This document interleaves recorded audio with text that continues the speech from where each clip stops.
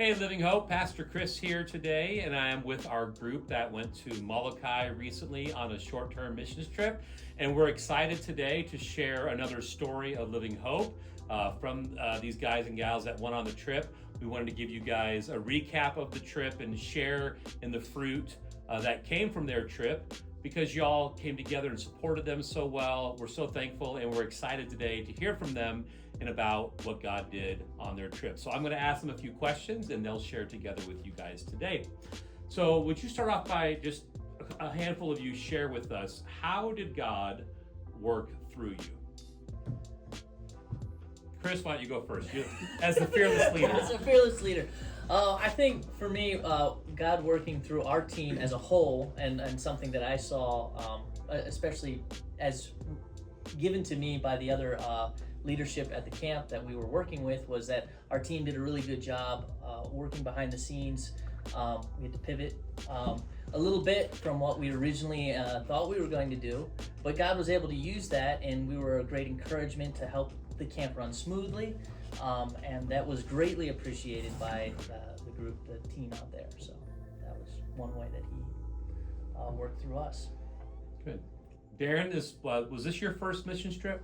First one where I was an adult. Okay. My family been on many growing up, but yeah, it was the first one, and it was great. Me and Silas, we were working directly with the kids as counselors, so we were able to, I feel like, set a good example through Christ, and yeah. Awesome. And we have Kaylee, right? And we have Esther, who were there, both of them pregnant. And so despite that, and then with that in mind, what were you able to do and serve there?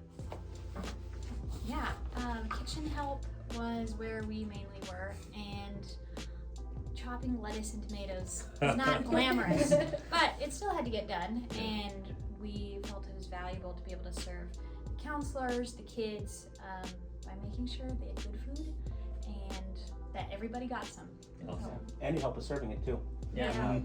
Just every meal, getting out there and. Yeah, you'd be surprised how squeezing ranch onto a kid's plate is like incredibly helpful. Like there was just one designated person for that, so we took turns. That's good. So almost every trip that happens, at some point, there's something you have to push through, whether that was an unexpected change in plans, or whether that was a sickness, or just it seems like there's always something you got to push through on a missions trip. So Silas, what was something that you had to push through on the trip? During the last few days of camp, a lot of people's voices were getting hoarse from cheering so much, and so trying to keep your voice fresh, but also like still cheering and being loud with the kids and just being an enthusiasm with that. That was something that I had to kind of regulate my voice, but also like, all right, just keep going, and just your voice will heal later on. So that was something for me. John, how about you? Pushing through, I think for me it was just kind of pushing through the steadiness, because it was like being pulled in two different directions, like wanting to help behind the scenes, but then also like wanting to interact with the kids and knowing how to balance that. That was tricky for me, but good just to kind of learn, okay, this is when I need to be doing this part of thing, and this is when I can just like love on the kids and be with them. So both of those things. Yeah. And John, you've been on a few different missions trips. How is this different for you personally from the other trips that you've been on? For me, this is the first time that I wasn't in charge of a group of kids or things like that. So it was very different, where I didn't feel like I connected with the kids, but more connected with the staff or the team that's working with them, and then how I can be a support to them. So that was more just checking on different staff members, or even just trying to push some of the counselors or things like that. Like, hey, how are you connecting with your kids on spiritual things, or like prompting those types of things? Because I know when I've been on trips, I've been encouraged by people that have come in and been like, hey, how's it going? Like those types of things. And so just doing that check-in with them and just being like, hey, how are you having those conversations with the kids? Or, how are you doing on your sleep, on your rest, on your energy levels? Because I mean, being with kids for that long is tiring. And these two can attest, I'm sure. And just, so loving on them that way. So. Good. One of the fun takeaways from a missions trip is you learn not just about the trip and the people, but you learn things about yourself. So Jonah, what's something you learned about yourself on this trip? Yeah, and so one of the things I think I personally learned about myself is, I guess, the importance of the behind the scenes. If that makes sense. I tend to, just because of my personality, be very involved in, not necessarily up front, but within the front lines for sure. Talking with kids, hanging out, teaching, whatever it is. This time, I got there, I had expected to be a counselor, and they said, actually, we need you to help out in the kitchen and do this behind the scenes stuff, which was a little bit of a change. And it was really good because I got to experience and really appreciate what happens when people do serve behind the scenes. And so, that's good. That's really good. And that's an important lesson, because especially when you do ministry and you're out front, like we said this morning, you've got the people serving behind, the unsung heroes are really what make the difference. So cool. Who else? What's something you learned about yourself on the trip? For me, one of the things I learned was I've watched a lot of leaders in my life, but I haven't had to be the top decision-making person. And so, like, hey, Chris, what are we doing today? We're gonna do. What do you guys want to do today? And making an actual decision on what we're going to do and how we're going to pivot, who's going to pivot where, and what is a little bit different than just watching somebody else be a leader. Having the head knowledge versus the experience, and it was a good experience for me in learning about that. So, yeah. And for me, I felt kind of like the opposite of what Jonah is. I like being behind the scenes. I can do upfront stuff, being on the front lines, but I had to be on. I the front saw lines. videos. You were Constantly, enjoying it. So that was something that was for me, kind of like, okay, I gotta switch roles and be up front. And I would say that was one of the most fun parts of there, seeing Silas do a skit. It's funny because this is not scripted. So, what was something you learned about each other on the trip?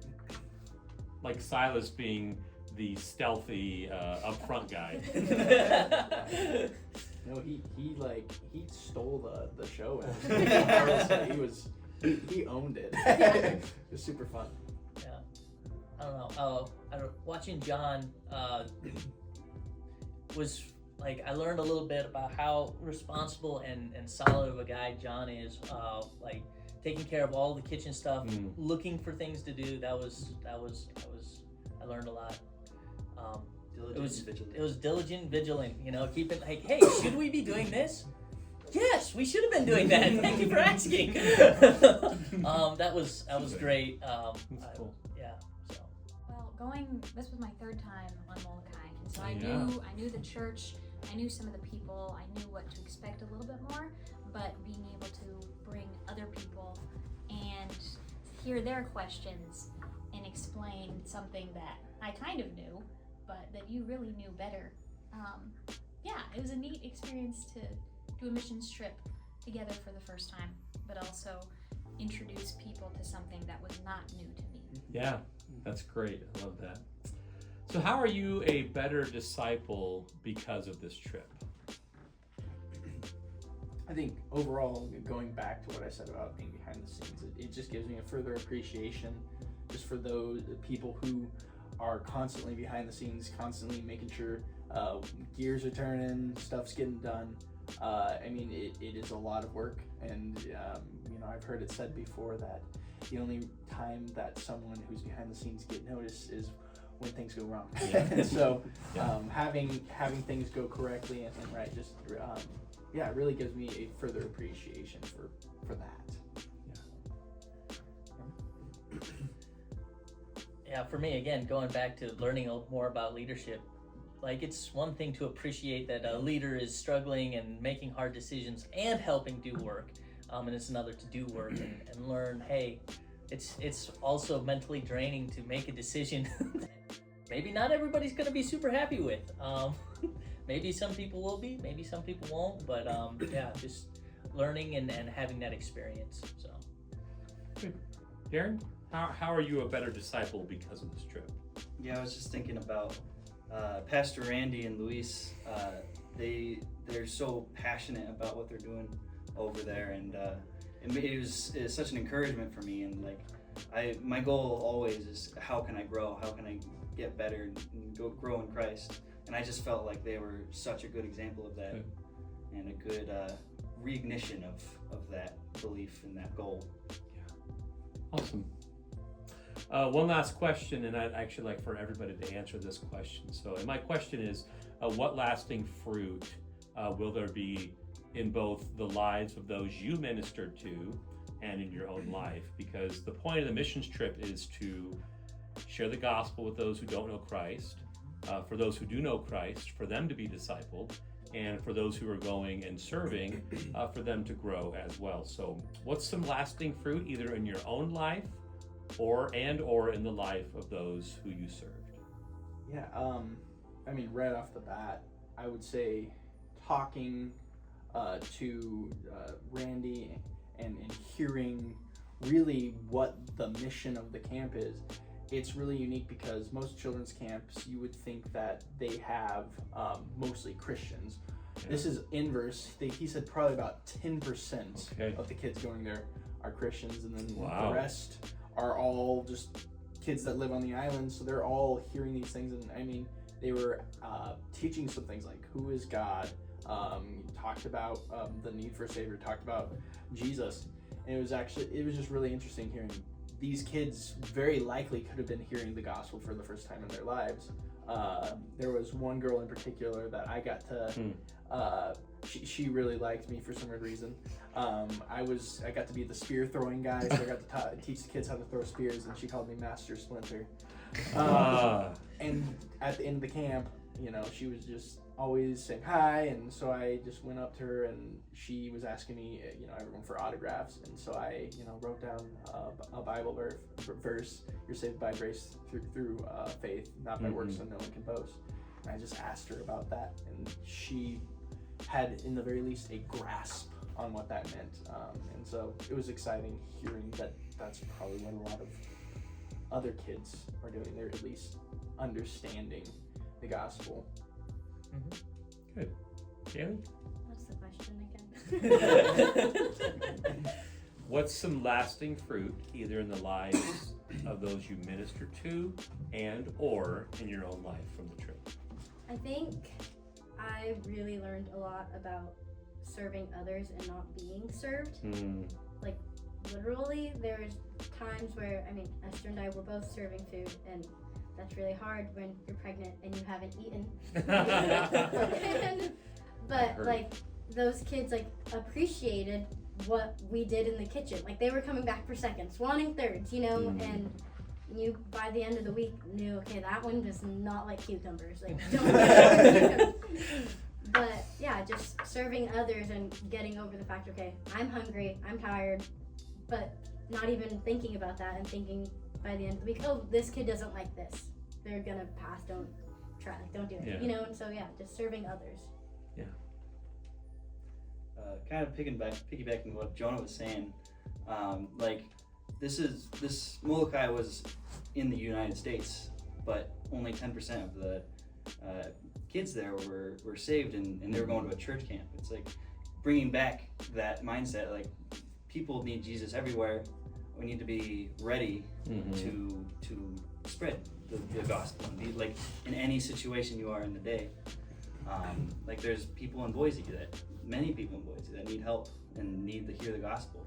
Yeah. So just keeping that mindset always in the back of my head, not losing the goal. Yeah. That's good. Yeah. Great segue, because I was going to say something similar. About halfway through the week, I was trying to be conscious that we weren't just doing a camp. We were prepping kids to hear the gospel, or we were enabling the counselors and the staff to do their job better. So I wanted always to have the lens of this, there's gospel purposes here. We're not just serving chicken in Hawaii. But then that applies to regular life too, of that we are disciples and ambassadors for Christ in the regular things, day-to-day life. That does require small menial tasks being done, but it's a bigger goal and a bigger mission. Because we're following Christ. That's great. Yeah, I think for me, it was encouraging to hear that we were an encouragement to, especially the staff that was out there. I know that they appreciated it. Like I said, we had to pivot early on, and that was because they were missing a person, went down due to illness, and so we had to change what we were doing. And they appreciated, hey, you guys are flexible. You guys are willing to work and do stuff, even though it's not what you came here to do. And just being an encouragement to them was encouraging to me as a believer. And and being able to go to different places, plug in with Christians is like, it's hard, but it's also way easier than plugging in with other people, because they're Christians and you have something in common with them. And it's encouraging to see them encouraged, and it's encouraging to be encouraged by their encouragement. So it builds on itself, and it's just great. So Great. For me, and the camp was great, but one of the things that challenged me was on our last day there, this Sunday, they had a guest speaker from, I believe, somewhere in Midwest. But just the sermon that he did was very challenging, and it was just like, that's not your typical sermon that you would hear from an island in the middle of the Pacific from someone from the Midwest. And just, it really challenged me on how I do normal life, how I get in the Bible, how I do prayer life, how I study the Bible and stuff like that. It was just like, on the very last day, you'd think, all right, everyone's settled down, we're in cool down mode, but it was right back at it. So that was something that challenged me to be a better disciple. All right. And I think for me, to kind of, I'll piggyback off of Silas's a little bit, but the message was a message of like spurring us on to be active in our faith in the community that we're in. And I felt like, for me, the fruit of what I was there for was to kind of encourage some of these younger people in their walks, specifically some of the kids that are from the island, the counselors there that are called junior counselors, so they're not like adults yet, but they're kind of in between, and just how I could encourage them to be steady in their walk or things like that, and just some of those conversations that I had with them there. So that was kind of the fruit from that. So yeah. Well, that's exciting, church family. Also, when they came back, or actually before they came back, we had a unique phenomenon amongst 6 of the 7 team members, and that was they all got the Molokai measles. Everyone except for Chris. And we believe he had a special immunity because he spent years there. But tell us about the Molokai measles. Or maybe not. It was awful. It was the worst. So, it was the gift that kept on giving. And it's still giving. And it's still giving. Yeah, So, still have. yes, the missions trip has stayed with you.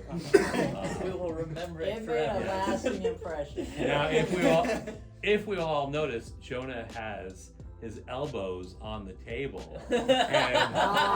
And we learned a very special thing in this situation. So why don't you share that together? All right.